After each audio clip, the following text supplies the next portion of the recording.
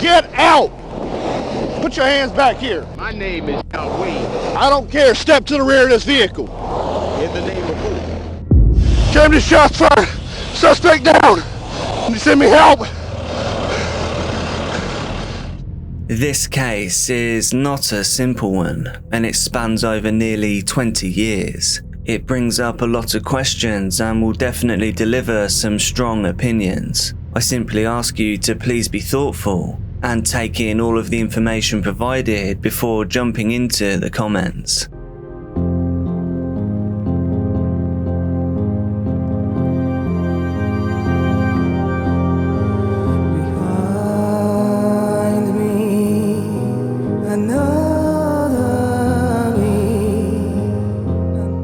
Viewer discretion is advised for this educational documentary. Welcome back to CASE Documentaries. I bring you true crime, disturbing stories and other things that you may later regret knowing, with regular uploads every week. Please do join the quickly growing, incredibly supportive CASE family by hitting subscribe now and turning on notifications. Thank you so much to all of my patrons. If your name is on screen right now, then you're a legend. Our love and respect goes out to all those affected by this dark case.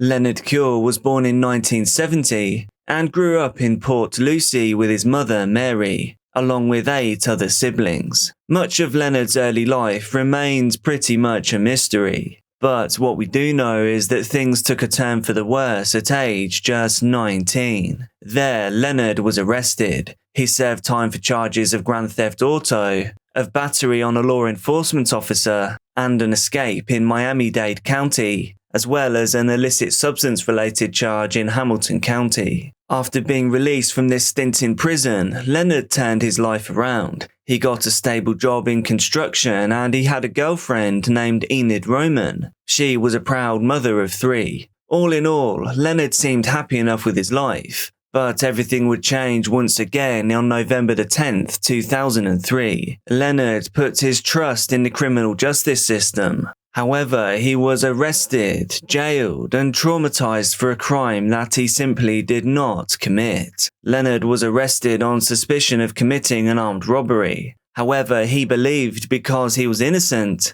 that he would simply be let free, never be arrested, and certainly never be charged. 10 days before Leonard's arrest on November the 20th, 2003, an armed assailant robbed a Walgreens store. The man forced his way into the store in the early hours of the morning, and after threatening the employees, he made away with $1,700 in cash. Ashraf Rizk and Kathy Van Huysen were the only 2 employees who encountered the thief. Rizk shared a short conversation with him in the parking lot as he arrived at work. However, an altercation started when the assailant attempted to rob the store. Rizk stopped resisting after the man pulled a revolver. Van Huysen watched their confrontation and followed instructions when they were threatened. 2 days after the robbery, both witnesses sat with a sketch artist to establish a profile of the robber. Unfortunately though, both employees had contradicting descriptions of the thief. Van Huysen was convinced that the man had missing teeth on the left side of his mouth, while Rizk did not recall the man missing any teeth at all. Eventually, 6 suspects were gathered. These were selected, arguably unethically, by using the Track Repeat Arrestees program, or TRAP. Rizk then identified Leonard Cure and 1 other man, even though Rizk insisted that Leonard's complexion didn't quite match, essentially saying, well, it looks like him, but it's probably not. Cure was still arrested on November the 20th, 2003 for robbery and assault with a firearm. Leonard gladly cooperated. He knew he hadn't committed any crimes, so therefore he assumed the truth would come out eventually. What he hadn't counted on though was just how long that would take. Despite having no physical or forensic evidence to tie him to the scene of the crime, this was except inconclusive witness testimony from Rizk and a police officer who later came forward, the prosecution still pursued the case and it went to trial. What they hadn't been counting on was Leonard having a solid alibi. At around 6:52 AM when the robbery should have taken place, Cure was on the other side of town withdrawing from an ATM. Thankfully, he kept the receipt from this transaction. The security camera also recorded him withdrawing $20. By 7 a.m, Cure was at his construction job, and there he'd clocked in with a handwritten signature. With a video alibi and provable timeline, it should have been simple to prove that Cure was innocent and to get the entire case dismissed, but that was not what happened. Leonard had terrible luck with his first attorney. He was stonewalled by the attorney's office, according to his brother Michael. They were not able to acquire the video evidence that proved Cure's innocence within the 90-day deadline for submission. Witnesses were called forward and arguments were made, but by August 17, 2004, the jury could not come to a unanimous decision, so Leonard's case was declared a mistrial. The prosecution still offered Leonard a plea agreement for a guilty plea. This means he would have to spend 7 years in prison. Leonard understandably turned it down, maintaining that he was innocent. A second trial began a few weeks after the first, with Rizk as a centre. He testified that he was not sure if Cure was a man who robbed the store, but it was condemning enough for the jury to somehow reach a guilty verdict. This was even though the timeline didn't match and the witness said that Cure probably wasn't the man. They had a theory that Leonard used his girlfriend's car to rob the store, to withdraw from the ATM and somehow still make it to his construction job and sign a document on time. As ridiculous as all of this sounds to us, it was somehow enough to send Leonard Cure to life in prison for armed robbery with a firearm. He was transferred to different prisons all over the United States, and there, lovingly, his family still visited him several times a year. With the support of his family, Leonard appealed his case again and again, only to be denied at every turn. Leonard was in and out of isolation. He was assaulted and even persecuted for his faith. This is according to his mother. At times, she would even fear that her son was dead. Sometimes weeks or months would pass without any updates. However, throughout all of this hardship, Leonard and his family still never lost hope. Finally, in 2019, Leonard reached out to a recently formed conviction review unit that operated out of the 17th Judicial Circuit to request his case be re-investigated. Once his case was reviewed and the video evidence was finally shown, they reached out to the Innocence Project of Florida. Incredibly, on April 14, 2020, Leonard walked out of prison as a free man with time served. The judge vacated his convictions months later on December 11, 2020. Leonard received compensation totaling $817,000 for his time spent in prison. Whilst this was obviously no substitute for the pain, grief and time lost, Leonard tried to start a new life. He acquired a home in Palmetto, and he even had plans to attend a college to study music production. So for the crime of doing absolutely nothing, Leonard wrongly spent 16 years trapped in prison. It's almost impossible to imagine the psychological and emotional impact that this would have on a human being. After regaining his freedom, Leonard attempted to rebuild his life, to create something worth living once more. By the time he came out of the other side, Leonard was older, irreverent of authority. He was a changed, broken man because of what had been done to him. However, it was said that he never lost his heart. He was charismatic, extremely intelligent, and he was a man of integrity, if nothing else, said Michael Cure, Leonard's older brother. He added, he had dreams, aspirations, and goals. Leonard now had a second attempt at a free life ahead of him. This is why it was so heartbreaking to see things go so very, very wrong. He spent a lot of time jetting between Georgia and Florida where his mother lived. And it was when he was on the interstate outside of Camden County when he ran into some trouble. A Camden County Sheriff's Office deputy pulled Leonard Cure over on Interstate 95 at about 7:30 a.m. on Monday, October 16th, 2023. Leonard was on his way back from his mother's house in Florida after spending the weekend with her. This is a mixture of dashcam and bodycam footage of this altercation.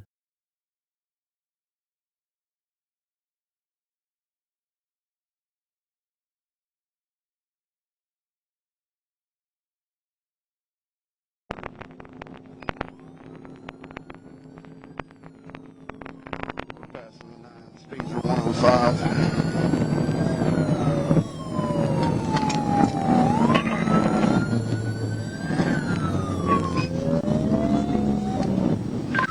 We're stopping, Camden.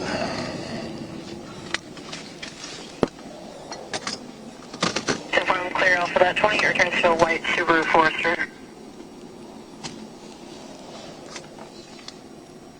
10-4, change that IDA to a T-Tango. Confirm.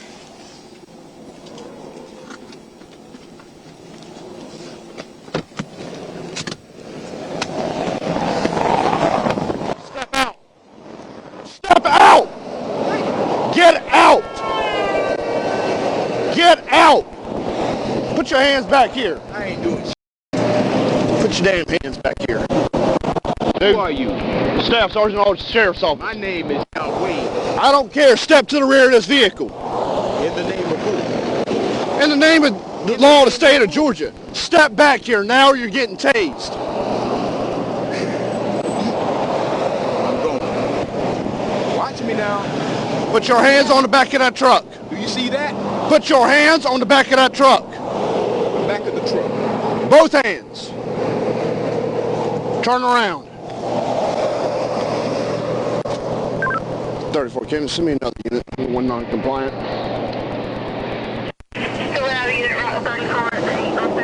Your name is Officer who? Staff Sergeant Aldridge with the Camden County Sheriff's Office. Who county? Camden County. Put your hand behind your back. Do I have a warrant? Wait. No. No. Excuse me. Either put your hands behind your back or you're getting tased. I'm telling you that right now. Why am I getting tased? Because you are under arrest for speeding and reckless driving. I'm not driving. Nobody was hurt. How was I speeding? You passed me doing 100 miles an hour. Okay, so that's a speeding ticket, right? Sir, tickets in the state of Georgia are criminal offenses. I don't have a ticket in Georgia. You do now? Why? You passed me doing 100 Okay, miles an criminal hour. offense and what? Am I going Hands to jail? behind your back. Yes, you are going to jail. Hands behind your back. Put your hands behind your back.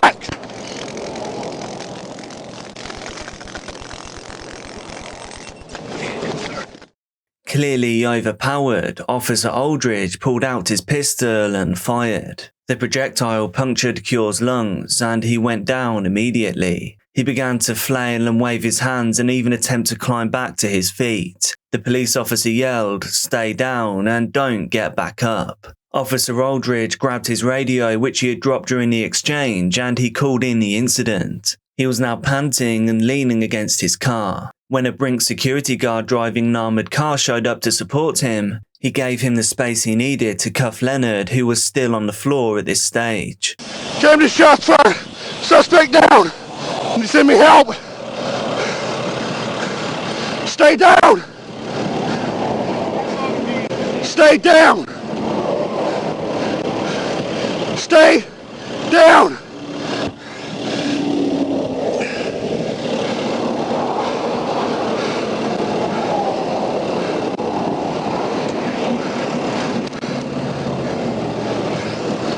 Camden, are you clear?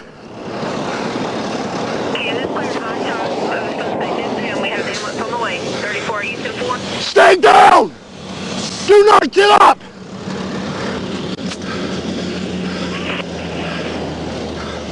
You alright? You got backup coming? Yeah.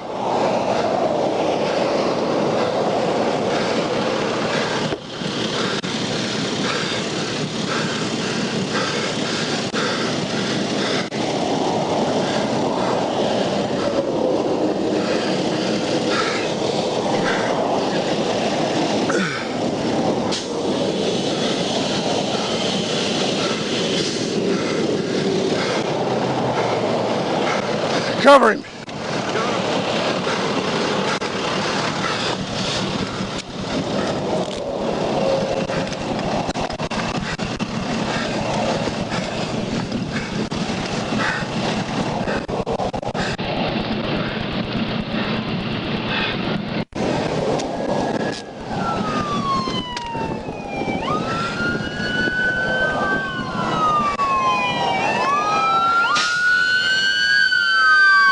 The police officer rushed to retrieve the first aid kit and a pocket defibrillator. This was when he noticed that Cure's eyes had stopped moving. Hey, you look at me. You ain't going no damn where. Backup arrived moments later, and Aldridge, alongside several first responders, tried to administer first aid. But Leonard had stopped breathing completely. They now tried CPR, but Leonard never came back. Officer Aldridge broke down into tears. He finally understood that he had taken someone's life. News of Leonard's death rippled out through the internet. Full details of just what had happened hadn't yet been released. 2 days after news broke of his death, Leonard's family assembled in front of the Georgia Bureau of Investigation office with a clear intention to pursue justice. All of the family members expressed their outrage at what had happened. Mary Cure spoke of finding out about her son's death. As soon as the police arrived at her home, she already knew that her son was dead. The police killed him, she said, even before the first officer got a word out. For years, she and Leonard had lived in fear. His time in prison changed him, ingraining in him a deep distrust and fear of the system. Frankly, an understandable one. His mother said he was not the same for years after coming home. Alongside the family was a notable civil rights lawyer, Ben Crump. Before viewing the dashcam and bodycam footage captured by Deputy Sergeant Aldridge on Wednesday, there was a consensus among the family that the deputy was aggressive, that he had simply failed to de-escalate the encounter. Whatever happened out there, we don't believe that he deserved to die, Mary Cure said. When a reporter asked about Leonard's alleged refusal to cooperate, Ben Crump answered, "When you've been wrongfully convicted, and then they're talking about taking you back to that cage. It's psychological at that point." That's right, Anthony. I talked to the family right after they watched that video. His brothers were saddened and just wished that the encounter had ended differently, though they did say that they felt like the deputy approached Leonard Cure aggressively when he stepped out of his patrol car and started yelling at him.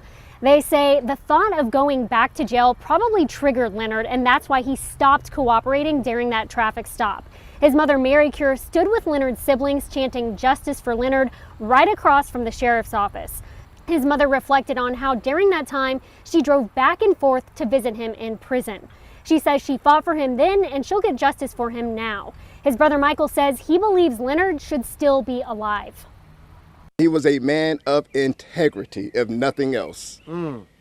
My brother mattered to us. That's right. He had dreams, aspirations, and goals. He did not deserve to die. Was he an angel? Was he perfect? Absolutely not. But whatever it is he did, it did not warrant him being dead. Not long after that conference, the dashcam footage was released on the internet. The internet, though, as it always did, commented on their behalf. People fell into two categories. At this time in civilization, human beings are increasingly polarized and more extreme. There were those who supported Leonard Cure and his family, and there were others who maintained that Cure was wrong to resist his arrest and to assault the police officer. The Camden County Sheriff's Office provided a statement to go with the dash and body cam footage. The video showed that law enforcement is transparent regarding the actions that occurred on Monday morning, including the dash camera video of the truck speeding in excess of 100 miles per hour and being operated in a reckless manner. The Georgia Bureau of Investigation has begun looking into the matter and has placed Sergeant Aldridge on administrative leave for the duration of the investigation. It was later revealed that Buck Aldridge had previously been terminated from the Kingsland Police Department in Georgia for violating their use of force policy. This is Camden County Sheriff's Office Sergeant Deputy Buck Aldridge. He was the deputy involved in Monday's deadly traffic stop. His career with the Kingsland Police Department began in 2012 as a peace officer. An employee performance review in June of 2013 said he needed improvement on his judgment and decision making. The comment underneath says, "Be calm, cool, collected." The next year, Aldridge gets a warning for unnecessary force during a traffic stop. In his 5 years at Kingsland PD, he's completed 618 hours of training, including de-escalation techniques, use of deadly force, traffic stops, and more. In August 2017, He's fired for violating use of force policy during a traffic stop.